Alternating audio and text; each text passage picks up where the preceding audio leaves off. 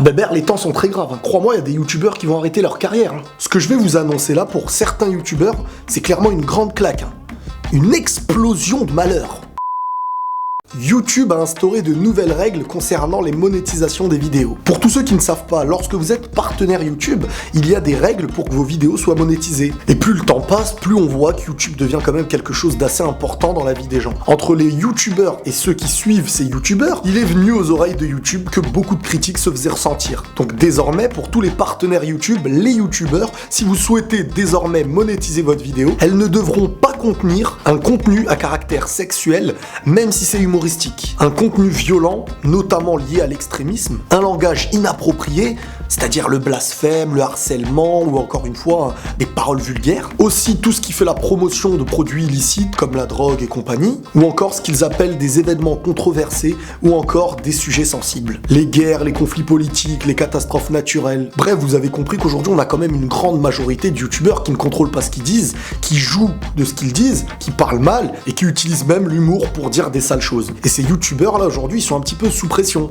Ils se disent mais si on peut plus être vulgaire, eh ben qu'est-ce qu'on devient? Donc les loups, on va analyser ensemble ligne par ligne et je vais vous dire un petit peu ce que j'en pense. Premièrement, tout ce qui est violent ou lié à la vulgarité, vous savez, j'en avais fait même une vidéo il y a pas longtemps et quelques jours après, eh ben il y a eu ces règles. Eh oui, YouTube m'écoute. C'est super hein. T'es jaloux Bébert? Personnellement, dans presque la globalité de toutes ces nouvelles règles, je suis assez en accord. Parce que, personnellement, pour moi, ça ne change pas grand-chose. Et c'est aussi pour dire à toutes les personnes qui ont envie que YouTube soit considéré comme un travail, comme un métier, pour ceux qui se donnent à fond dedans, mais il faut savoir que pour considérer un métier, il faut les règles qui vont avec. Quand t'es en dehors de YouTube, par exemple, tu fais un travail, est-ce que tu te permets d'insulter, de parler comme t'as envie, de dire certaines choses mauvaises, de pousser les gens à la drogue, de faire toutes ces choses-là? Ça ne choque personne et en plus de ça, c'est normal. Et maintenant, les gens sur YouTube débarquent, veulent la facilité et veulent faire n'importe quoi aussi. Tout ça en étant rémunéré et en espérant vivre de YouTube. Bah dans ce cas-là, il faut pas demander que les youtubeurs soient pris au sérieux. Le seul petit détail qui pourrait peut-être me déranger dans les nouvelles règles, c'est de quelle manière ils interprètent les sujets sensibles.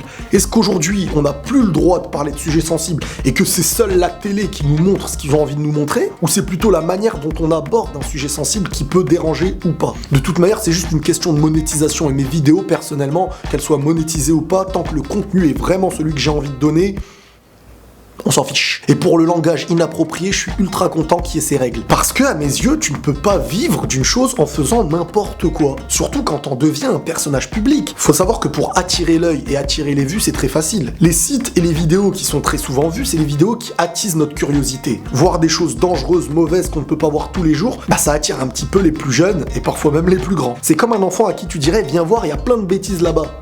Et ben l'enfant il se dirigera et va dire à un enfant, regarde-le là-bas, il se comporte bien. Bah l'enfant ça va pas trop l'intéresser. Et aujourd'hui malheureusement beaucoup de youtubeurs sont rentrés dans le délire du plus je fais n'importe quoi, plus les gens auront envie de regarder. Sur YouTube, la plus grande majorité des personnes qui apportent des likes, des commentaires, c'est les enfants. Quelque part, quand on réfléchit bien, c'est grâce à une grande majorité d'enfants que certains youtubeurs augmentent et peuvent en vivre. Et la manière dont il leur rend le service que les autres leur ont apporté, même s'il est vrai que le youtubeur a apporté quelque chose par son contenu, on fait n'importe quoi, on ne contrôle plus ce qu'on dit et l'essentiel c'est d'avancer. Quitte à ce que les gens prennent mal, on s'en fiche. La dernière fois, j'avais vu une vidéo d'un youtubeur connu que tout le monde connaît, qui s'est vu à donner des explications par rapport à ça. En gros, ce qu'il expliquait, c'est que s'il disait peut-être des mauvaises choses à certains moments, c'était plutôt aux parents de contrôler ce que les enfants font.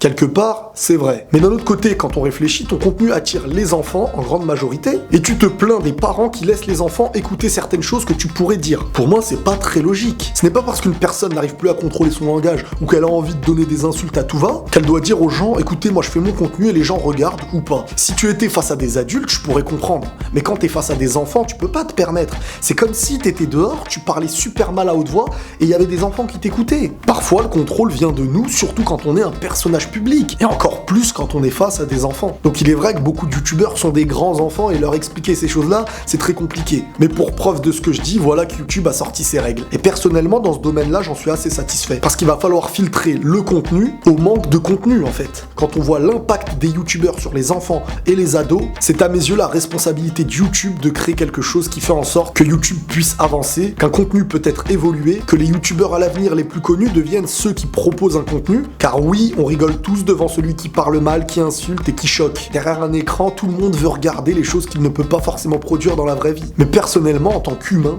en tant qu'aujourd'hui youtubeur, on peut s'amuser, proposer un contenu qui plaît, sans forcément sortir des règles qui sont données. Non, YouTube ne m'a pas payé pour faire leur promotion. Aujourd'hui, tu peux voir un youtubeur de 16 ans à peine en train de rouler son bédo et de parler de jeux vidéo par exemple. Ou encore un autre insulté comme pas possible alors qu'il est tout seul devant sa caméra. Bref, bienvenue dans le YouTube Game. C'était un petit récapitulatif des nouvelles règles YouTube. N'hésite pas à t'abonner, liker, lâcher ton commentaire. Prenez soin de vous mes amis et la paix sur vous.